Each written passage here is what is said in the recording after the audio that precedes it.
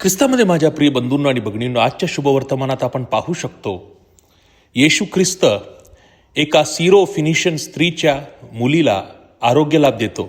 ही मुलगी सैतानग्रस्त होती आणि आपण पाहू शकतो की मोठ्या विश्वासाने त्या मुलगीची आई येशू समक्ष आली.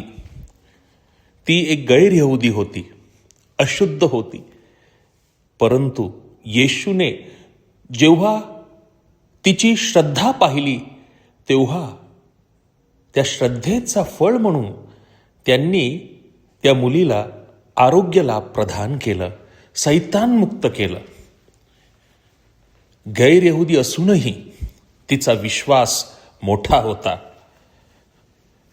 आणि म्हणून याद्वारे सुसमाचार प्रवर्तक स्पष्ट करतो की येशूचे मिशन कार्य केवळ एका प्रांतापर्यंत सीमित नाही. कारण येशू हा चमत्कार इस्रायलच्या बाहेर करतो, म्हणजे वर्तमान लेबननमध्ये जाऊन करतो.